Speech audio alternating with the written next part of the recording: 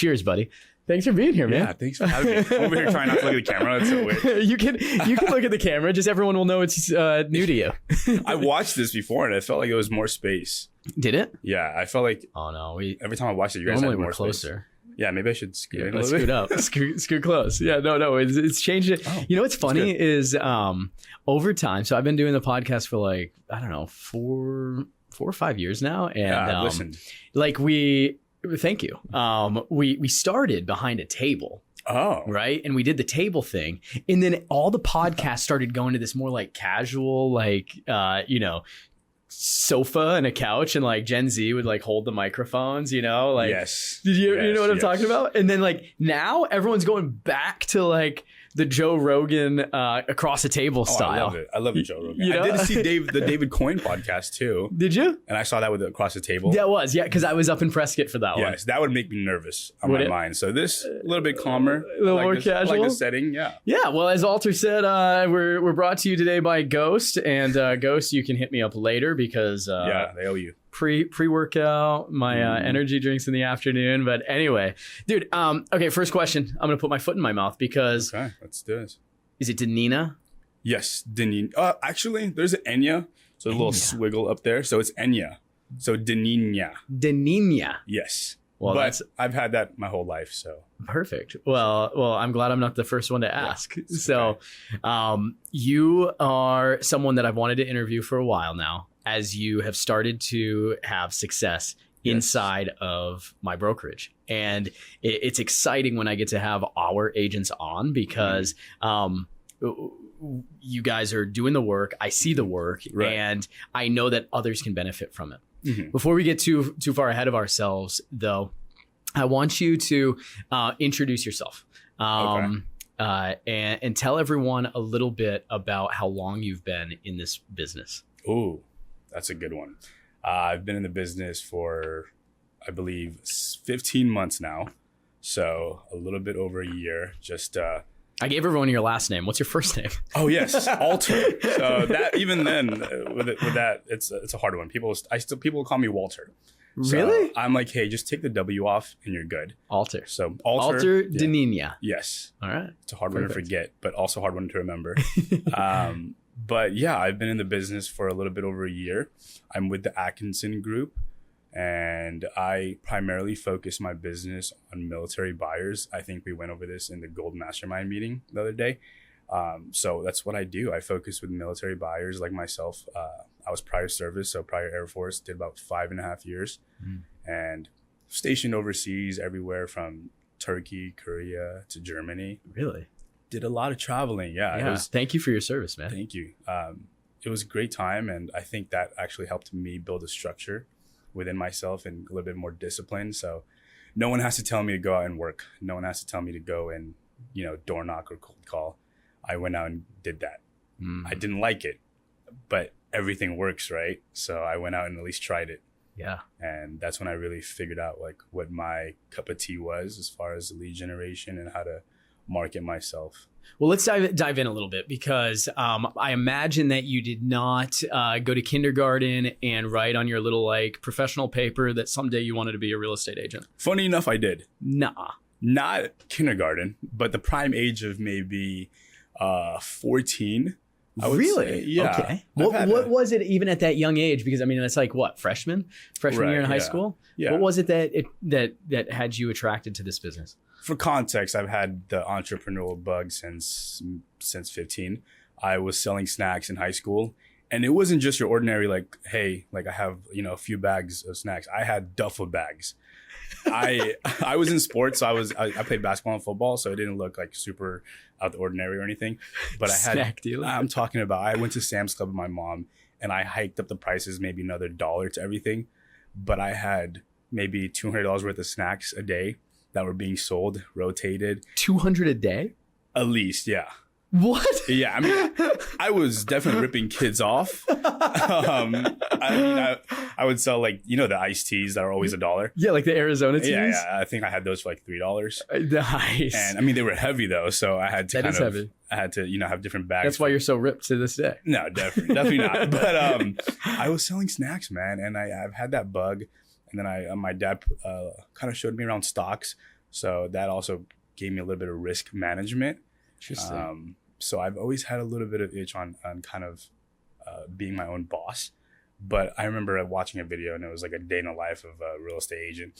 The ones that are like overhyped and super unrealistic. I mean, waking up at 5 a.m. and it's like they're just showing some beautiful homes and they're making millions of dollars. It's the type of stuff you see on Netflix, like The Selling Sunset. Yeah. And then I went into the industry and realized it's nothing like that. I'm sure like 90% of So you watch the Selling Sunset ladies, unfortunately, and you're like, like I want that. My lady watches it, and it's primarily for like the drama. Yeah. But then I'm also like looking at it, and I'm like, oh, this is pretty great stuff. Well, before you get too far ahead of the snacks thing, I don't know if I told you that I have twin boys. Oh, yes, and they have a business. And they have a business, and one of them or both of them started selling snacks too. Oh, there you go. And I was like, I need to put a stop to this, because I was like, you're ripping kids off. Yeah. I'm glad that like now they can have a mentor. Like, I mean, they're making some good profit if you.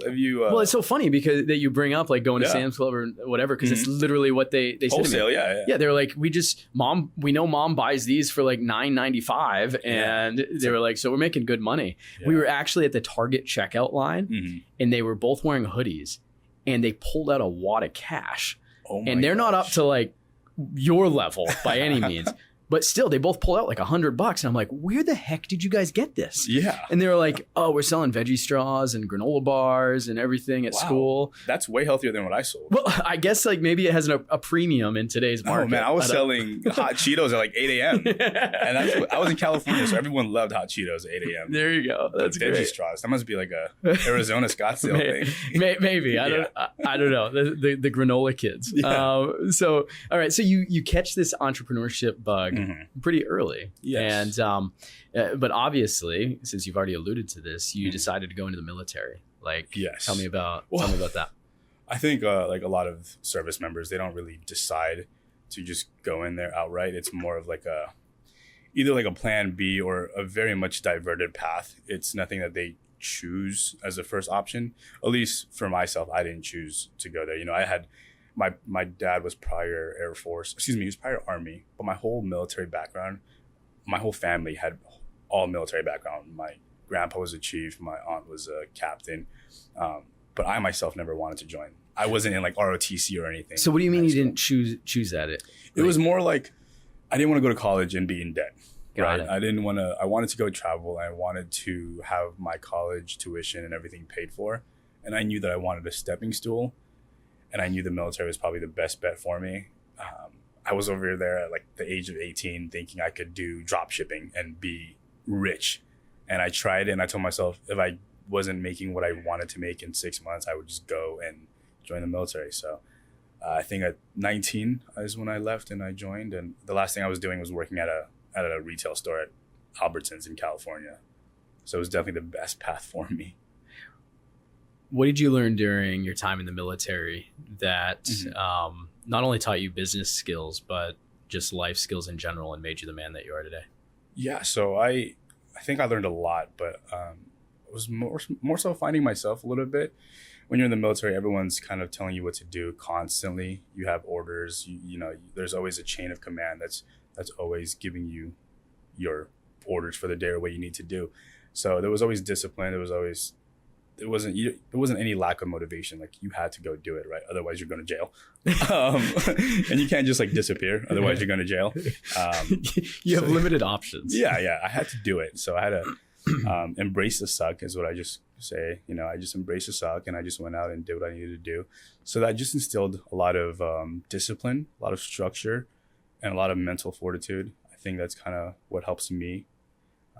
You know, I know I did a little bit of research as far as, you know, what it takes to become a successful agent, but I also knew that I had to be under someone who could at least help me. And that's why I joined a team, which is why, you know, Teresa and Jim were such a pivotal coach for me. They were both so influential. They helped me.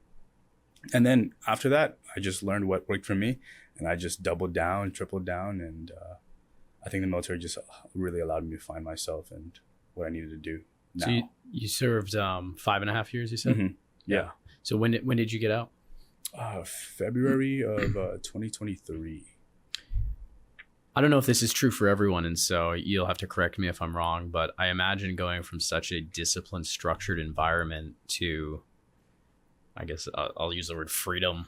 Right. Like, I think for a lot of people probably can have disastrous results. Yeah.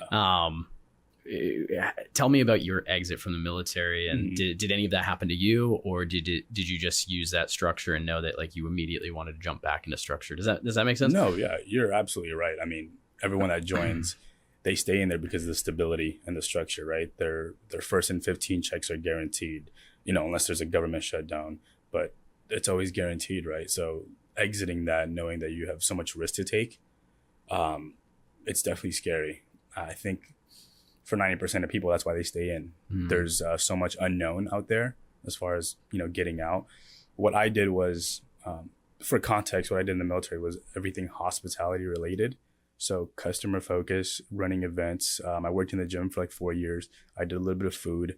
I did like the inventory stuff. I did everything kind of related to hospitality. Interesting. To be honest, I didn't even know that was a thing. Yeah. When you think of military service, you're like, oh, this guy was out there in the fields, getting shot. No, I was in some AC, running basketball tournaments, and I was having a blast for the most part. Yeah. And I was meeting, I was connecting and meeting all these different people in different walks of life. And I think that's what is scary for a lot of people, is exiting and not knowing what to expect after the military, because there's just so much structure. Yeah. And for me, it was definitely scary from my own personal experience. But getting out and kind of doing the next thing was the only thing for me. And jumping into real estate wasn't the first option either. I actually was a sales director first for a gym again. Okay. And I did sales for a little bit. And that's where I kind of understood a little bit more like the psychology of sales and the emotion behind it and everything. What was it that caused you to, so in a sense, you went from high rigidity, structure, stability in the military, like the military is not shutting down, like you have a job. Hopefully not. Yeah. Right. Or otherwise we're all in trouble. To then kind of taking a stepping stone into, again, what I imagine was a salary and some, commissions. But then like taking that full jump as a young man into something like real estate, where it is totally commission based. Right. How did you know that you could be successful? Well, I didn't. I definitely did not. And I think my environment itself was like the biggest contributing factor for me. My partner, her name is Lexi. She has been probably the only reason why I am here today and like the person I am. Shout out Lexi. Yeah, shout out Lexi. I'm probably going to force her to watch this so I can get some cookie points. My wife has still never watched one of my episodes. I actually watched the episode with her. Yeah, that's the only one she's ever been She actually on. said she didn't watch it, so that was funny. Yeah, see, I'm telling the truth. But that's not for studio effect. Yeah, no, but Lexi, yeah, she's been pretty great. She's been my rock. Not physically, but but she's been pretty amazing for me, and she put it all in with me. She I know this is all in podcast, so I'm trying to give you a little. But she gambled it with me. I had nothing. I think I left the military, and for a whole year I was pretty much in the dark, and I was like didn't know what to do with myself. I was gonna work at a Verizon and work at a be like a sales rep at a Verizon, make minimum wage or whatever. But she said, yeah, go ahead and follow your passion. Like, I support you. And she actually helped and paid my fees and my dues. So wow. She paid $1,000, and I think that's the biggest investment for her. So good ROI for her. Yeah. But it was a gamble, at first, but I didn't think I could make it. But I knew that when you're backed up against something and it's just you versus you, just got to get up and go. Yeah. And I think that's what I did. That's why I said I did everything in terms of lead generation. I joined February, right? So I joined the brokerage February, and I was knocking doors and cold calling the next week. I was interviewing teams that I wanted to go on. It took me like a couple of days to realize I wanted to go with Atkinson Group. And then they gave me some open house opportunities, and I was hosting, and I think I did Jim Dunning's open house, and I was knocking on the doors. They told me knock on 5 left, knock 5 right, straight ahead, and then invite all the neighbors. So I was out there, and it was hot. It was very, very hot. Yeah. And I did everything I could to try to get one buyer. but it's been good so far. Yeah, that's great, man. And I'm curious because I have my own thoughts on this question that I'm about to ask, but I want to hear from you as someone that is newer and has had this experience. Like, what do you see that you have been willing to do that's made you successful to this point that maybe others aren't willing to do? Yeah, it's a good question. I think it's hard to dissect that because everything in real estate works. You've said that a couple times, and I resonate with that. And like, I mean, you have all these mega agents in there, right? In that room, they could tell you that they do open houses, they do cold calling, social media, door knocking. And that's the same thing we have within our team too. We have all these different agents doing different things. For me, social media was my bread and butter, but also niching it down and really just focusing on who I talk to. That really helped set me and my business apart. Because like I said, like if you're talking to everyone, you're talking to no one. And just focusing on who I want to represent and who I want to talk to. And then building an emotional connection through the screen. That was actually my superpower, I would say. Because it's allowed me to produce amazing numbers now. Well, we're definitely going to dive deep into that because it is awesome to see what you've built in that regard. I want to pause and really just underline this idea of everything works. And I usually, when I say that phrase, I say everything works and nothing doesn't. Yeah. And I knew I was missing something in that phrase. well, maybe just, I mean, you can add that part and credit me later, but the everything works really, when it comes down to it, any activity has a math equation attached to it. Yes. Right. Yeah. And that math equation is the conversion rate. And so pick a lane, know the math equation, and then be willing to do those activities. And that's how, when I'm consulting with the agents, like if you want to farm, then farm. Right.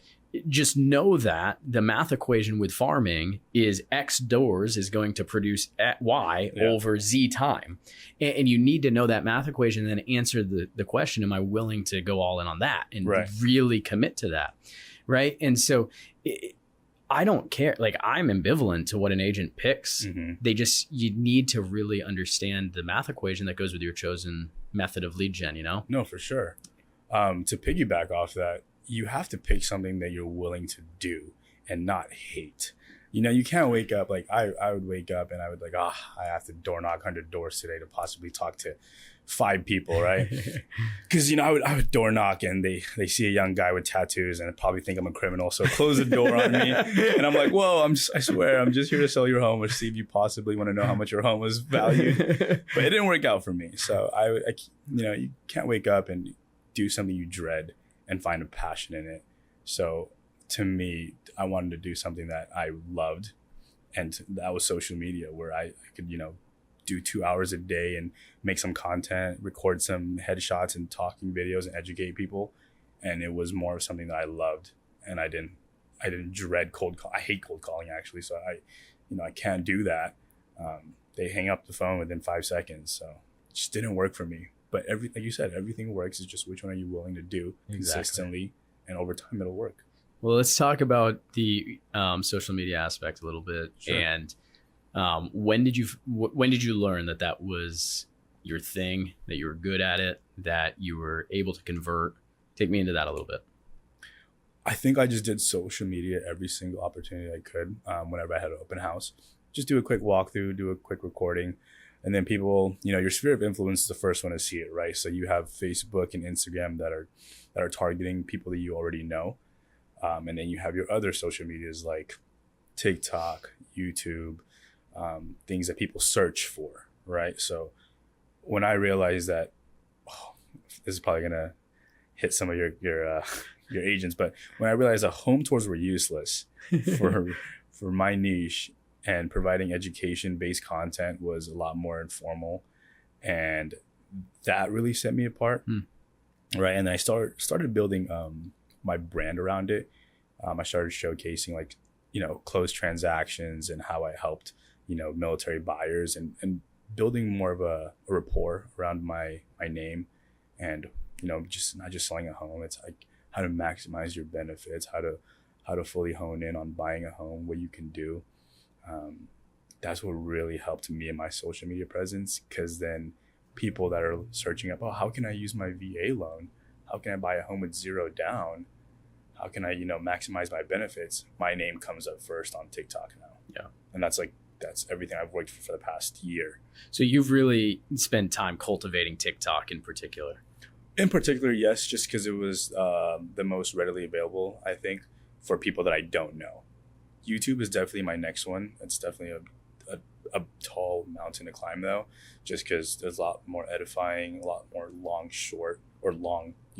form content. Versus TikTok, you can put like a 30-second reel and it's a hit or miss. You might get 50,000 views or even 500, but still a room of 500 people is a lot of people. Right? Yeah. It's a good reminder, because sometimes we look at and get discouraged at a follower count or how many people saw it or interacted or whatever. But, you could knock 100 doors and get 5 people, right? Yeah. So it's like the organic reach of various social channels is second to none in a lot of ways. Was it a conscious choice for you to actually niche into the military sector, or did you kind of accidentally figure out that, oh, this is my natural sphere and maybe I should speak to them more? I've actually always had that plan prior to going in. Like I said, I did some research. I went into the industry knowing what I wanted to get out of it. Initially, I wanted to be an investor, kind of learn the ins and outs and invest into the field, knowing that it's the most lucrative investments you can make. But then I realized that I had to have money to do that. And I had no money to do that. So I realized I had to sell some real estate. So mean you weren't going to put it all on a credit card? Yeah, I couldn't, I couldn't maximize my card. I had $5,000 on the card, right? But I realized that I wanted to talk to people like myself who had the curiosity and who didn't know what to do. Maybe they were stuck in, analysis paralysis, and they wanted to buy, didn't know how to use it, didn't know how to use their loan, didn't know the ins and outs. And then I realized I could really resonate with them and I could help them. So to me, it was I don't look at my numbers. I know that they're not luxury buyers. They're not $1 million home buyers, but I'm in Buckeye and we're looking at a home that their family can afford, and they're not house poor, and that they love it, and they're not spinning an arm and leg. To me, like, that's my biggest win. What would you say is the most common misconception about VA? I think the most common misconception is when people think they're actually not supposed to pay anything.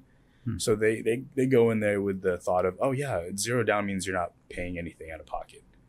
That's what they think. But there's closing costs, realtor fees, appraisals, all these other fees that add up, and you're like, whoa, this is a $15,000 closing cost check that I need to pay for.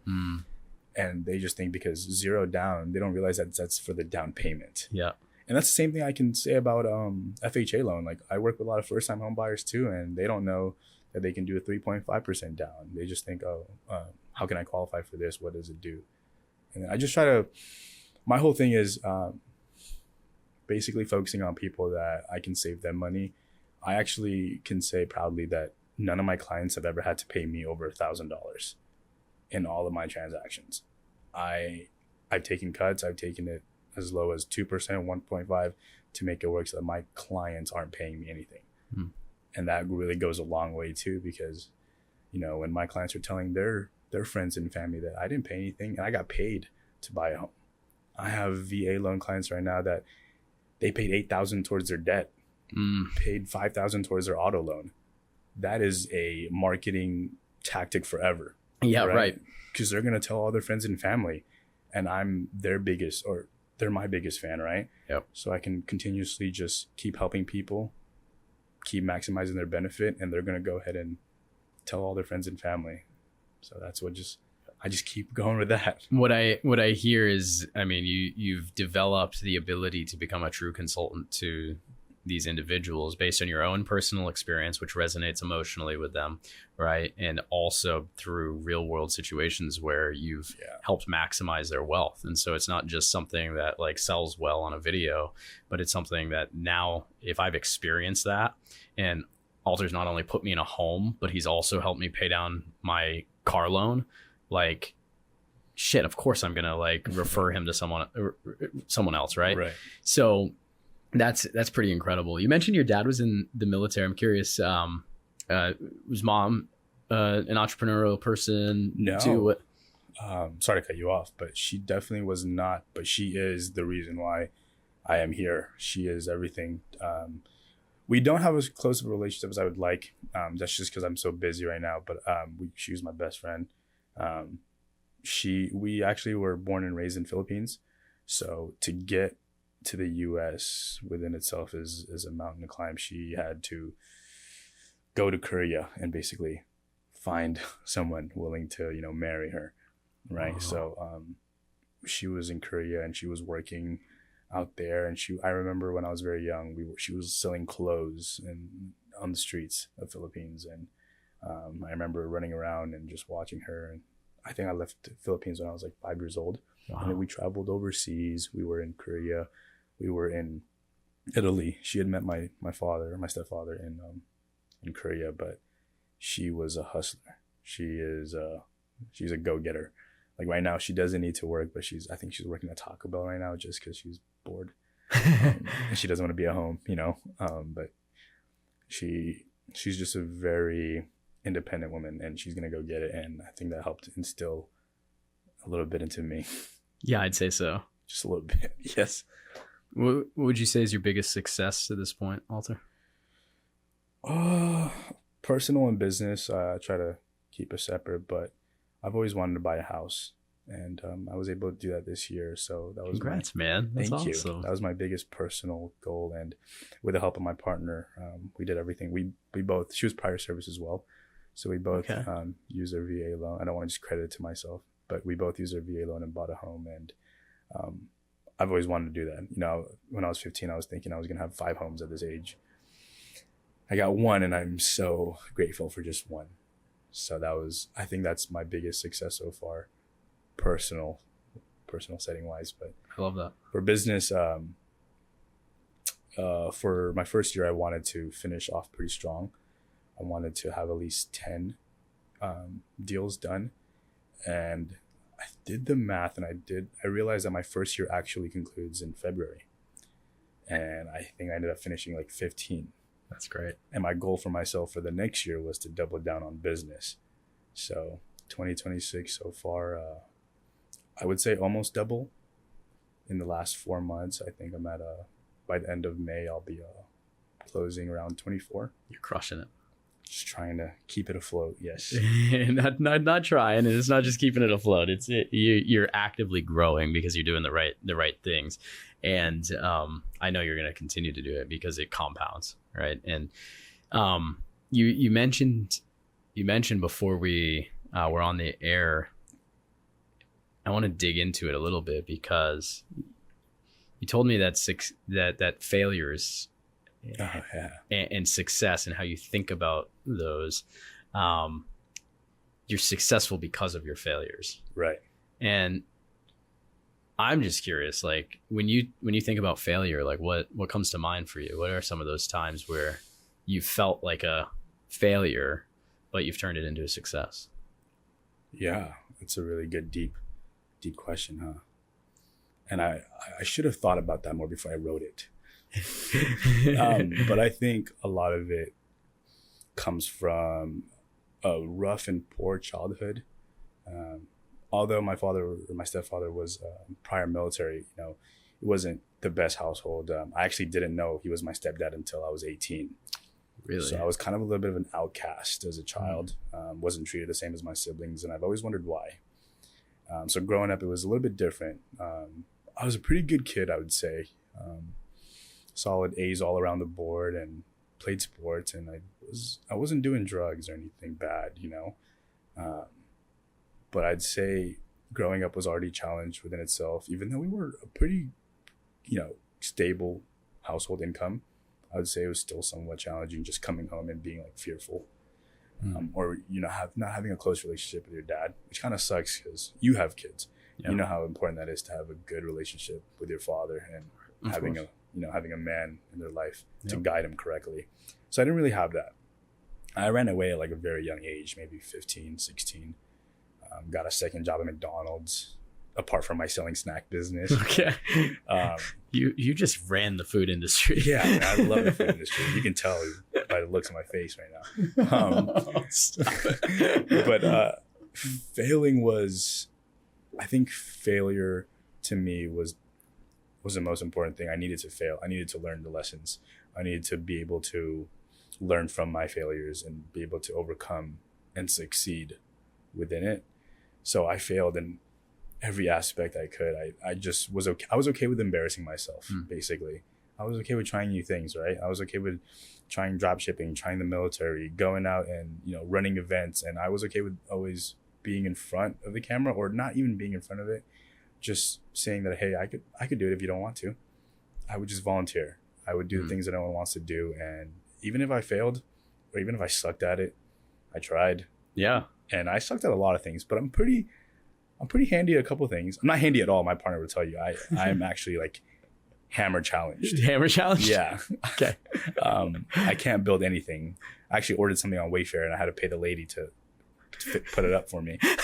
But I know I'm just not good. But know your lane. Yeah, exactly. But I know where I'm good at, and I know what failure defined me. So I just let it, and I was okay with embarrassing myself too. That idea of just being able to put yourself in a compromising situation and not worry about the outcome or being attached to the outcome, knowing that you're going to learn, is that is a superpower in and of itself. It is something that many agents just don't develop. And because of that, they never get started, because it's always, I need to know the contract a little bit better. I need to know a little bit more about this or that. I need to attend another class. And the reality is you're never going to know everything. Yeah. And that's why you have a brokerage, a support system, a team, people who have your back. Right.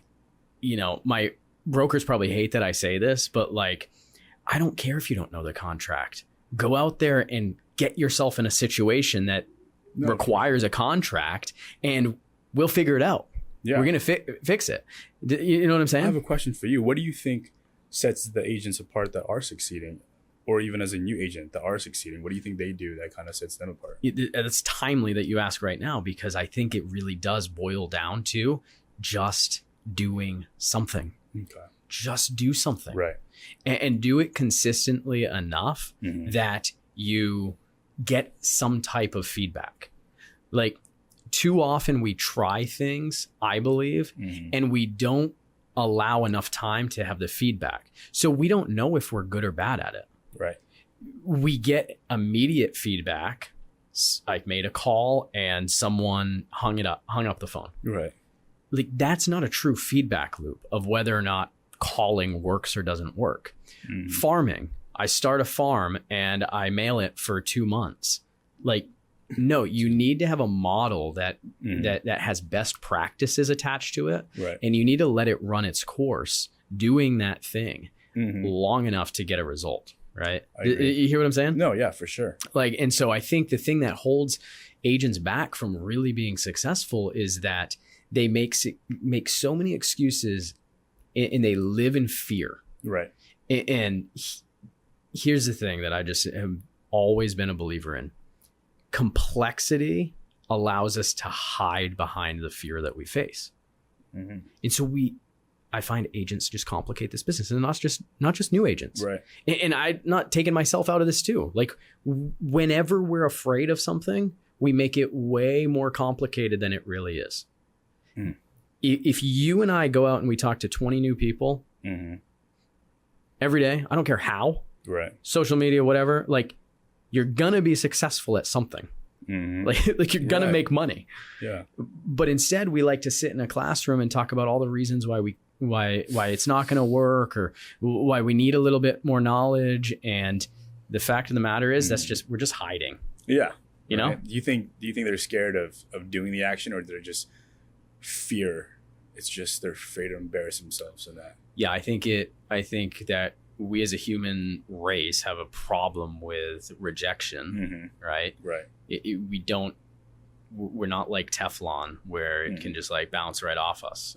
We internalize that and it becomes part of our identity. And so from there, I do think there's a deeply like psychological reason why we're fearful. But I think that's also why, and it's not just us at our brokerage, but just in general, sales trainers that are really good and profound, they know how to help someone get through their fears and their limiting beliefs. Right. You know, because we're all afraid of something. For sure. And I don't like rejection. You don't like rejection. I'm scared of water. I'm scared of heights. I'm scared of everything. Do you swim?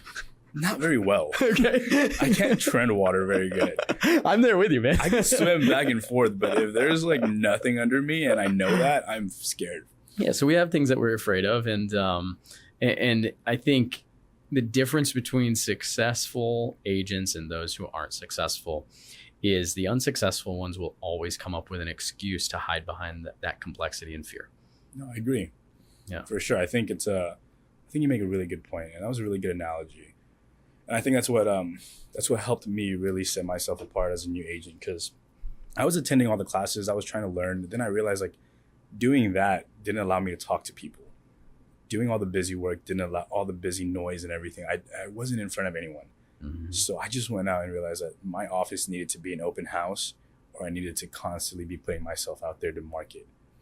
And when I was able to market, and I realized I could market from home, market from my car, record a video, and just record enough content to where I'm hitting my target audience, that's when I realized I could just do that all day. And I'm absolutely in love with doing that.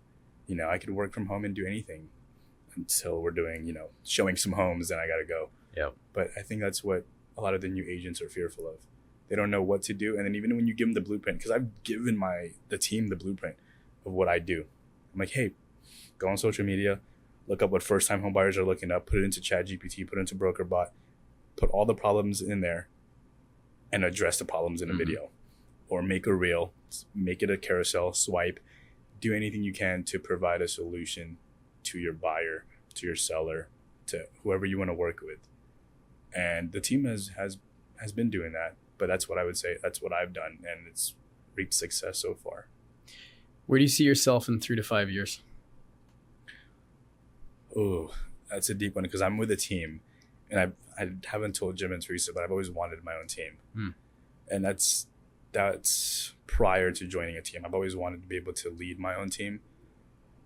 Just because I come from a military background too, I feel like having a team that you can call your own and guiding them correctly. And that's why I look up to Teresa and Jim so much, because they do that. They do provide a lot of information. They do the weekly trainings. They're always constantly, you know, trying to help us. And I want to be that for someone, for a few people. Yep. But 3 to 5 years, transaction and numbers wise, I don't really count that. I just want to help at least 30 families a year. This year so far, I'm on pace to do that and surpass it, hopefully. But in 3 to 5 years, I just hope to have balance within this business. I want to be selfish with my time. I'm a father to a dog, a golden retriever, 9 months old. Which I think is harder than kids, personally. But so much. But I want to be able to have kids in the next coming years. And my partner, she's in nursing school, so our time together is very limited. Like if I'm not working, she's studying, and I have like some free time. Then she's studying, or she's getting ready for her next exam. I'm trying to make sure that she's passing her next exam. My goal is just to succeed with her, because she's been my rock for everything. So in 3 to 5 years, I hope to operate her business. She wants to own a med spa, and then I want to own my own team at some point. Yep. A lot to learn still, and I know that, but I always want to take it with a grain of salt, because I always go into a room and I want to be the most humble and always take it with humility. I want to always learn from someone.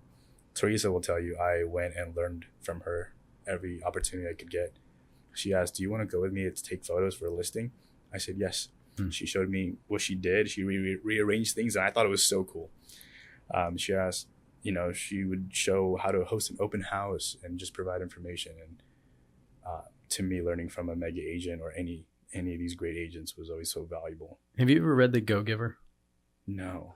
You should pick up that book sometime. But listening to you talk, Alter, you have a lot of the qualities of someone that would be called a go-giver. And you bring up the word humility, and it's interesting to me that you picked that word, because the whole time we've been sitting here, I have felt that humble energy from you, and I really appreciate it. Thank you. Because you should take pride in your success, but I think part of your success is because you have always, to me, in the times that we've interacted, displayed a learner's mentality. Like, you have a mindset that, like, I'm going to learn something from this experience, and I'm going to take and watch what successful people are doing and implement. Right. And that is like, you can feel that when you come around someone. And I definitely feel that from you. And I think that's going to continue to compound in more and more success. And on the team building note, I'm going to butcher this because I'm not a military guy, but I believe that there's like squadrons and battalions right. Like, and I think one of the neat things about and opportunities that you have in the team environment that you joined into is that, inside of our company, right, we operate a lot of companies, and we have a lot of teams within the company, and a lot of those teams have teams within the teams. Yes. And so you have this whole like inception dynamic where if someone wants to lead and lead well within a structured environment, who knows what Atkinson Group could look like in 3 to 5 years, right? Maybe, yeah. So who knows? I don't know the future. I don't have a crystal ball, but I think that's really cool that you are in a place where you can thrive and continue to grow. Dude, I could talk to you for a lot longer because it's just such an easy conversation, but for sake of time, I'm going to transition us into the last segment of the show. Okay, let's go. 3, 2, 1, action. Oh, yeah. Same three questions I ask every guest. I actually don't know the questions, but I know this part. Well, and depending on where, early in the podcast, there were 3 questions. I've altered the third, no pun intended, but I've adjusted the third one a little bit. So dad jokes. I have 4 kids. So, question number 1, what book has been most impactful on your life or business, and why? Funny enough, I'm not much of a reader, and you can probably tell that with my grammatical mistakes, but I'm not much of a reader, and I can't lie to your face and tell you I've read all these books, because don't lie then. The last book I probably read was The Outsider in 10th grade. Okay. I don't even know what that is. And that was probably the only book I finished because it was a requirement. So I would say I like more podcasts. I'm more of a visual learner. I'm watching YouTube videos. Even when I sleep at night, I like my lady, she'll put on brown noise for her sleep, right? And I'm putting on Rich Dad Poor Dad in a podcast. So I'm not listening or I'm not reading anything. Yeah. And that's me being honest too. Who from a YouTube perspective or podcast perspective, like who are you devouring content from, or maybe not even who, but like what content are you finding a lot of value in? Yeah, Andrew Huberman. A lot of good information there. Jason Abrams with the MREA. I actually get a lot of content ideas and a lot of different ideas on how to operate a business through their models. Yep. I think like what you mentioned earlier, you can't really overcomplicate real estate. You can just simplify and build around what's already been done instead of making something of your own to what, right? There's no reason to make a brand new thing when there's already a million things that are working for everybody else. So when I realized that social media was working for a lot of different agents, I just went and copied and pasted. And that's what I would say people, if this brokerage can do for my content if they wanted. Yeah, I love that. Question 2, who has been most influential on your business and why? Yep, it goes back to Lexi. She has been supportive of me. She hates me on my phone, but she understands that I'm working and not just doom scrolling. She's also been very understanding of my schedule. Like I said, we have limited time together because of her schooling. But even then, she allows me to operate and work and do what I need to do to be able to provide. And she just allows me to, I can have a million ideas and she allows me to yap her ear off. It's exactly what you want in a partner. Yeah. And I just feel so safe and secure. And I could say my 10-year-old self would be so proud of what I've scored, I guess, in a partner. I simply thought I'd be alone forever. So I was okay with that idea of being alone until I met her. So. And now you couldn't go back. No. Yeah. I would take her to the grave with me. Gratitude, I believe, is the highest form of energy. And so the slight tweak on this question is sometimes we don't slow down enough to not just thank the people that are meaningful in our life one-on-one, but sometimes we have very few opportunities to thank them publicly. If Lexi were to ever listen to this, I'd love for you to express gratitude directly to her. So could you just take a moment to do that? Yeah, absolutely. To Lexi, I think you are the light to my darkness. Wow, that sounds really was deep. But you are everything I've ever wanted in a person, in a woman, let alone my partner. She's been everything. Dan, I don't want to get emotional, but she's pulled me from things that I can't even discuss legally on this podcast. She's been there for me. She's helped me through everything, but she's done it with such kind, loving energy. And it wasn't for, a profit. She just believed in me. And her belief in me was enough for me to run through a brick wall and say that I could do it. And with that, I'm an overly thankful person, and I tell her thank you every day. But I don't think I could tell her thank you enough for getting me out where I needed to get out of. So that's my moment for her. Thank you for sharing that. Thank you for letting me have that. I didn't know. I wasn't expecting that. So I appreciate that. Well, I just think if you're like me, and I just personally a year or so ago, just that became, I've asked that question for hundreds of interviews. Yeah. And, a lot of times agents that I've had on this podcast or business owners will share someone that maybe has passed or whatever. And through losing some of the people that are close to me, I was reminded that just how powerful it is to thank those people directly. Right. And I know we do it in a one-to-one setting, but I think a lot of times those people have a thankless job. For sure.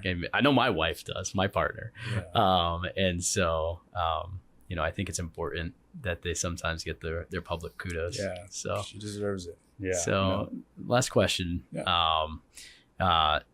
This podcast is and was born out of this idea, Alter, of going all in on something, right? And while we no longer, for legal reasons, bear the name All In Podcast, it is. Oh, really? I had to rebrand to Real Talk. Okay. Yeah. I'm going to call out the guys over at All In. Seriously, guys? Unbelievable. Yeah, I got a cease and desist. Bummer. So whatever. Who knew that their business podcast had a trademark on it? Yeah. But who even checks those things? These guys, apparently. Yeah, I was really threatening their empire. But anyway, that's beside the point. I still am infatuated with this idea of going all in on something. For sure. And I think the reason is, just to share, it's because when I got into real estate a decade ago, it was after a period of my own life and career where I had diversified so much.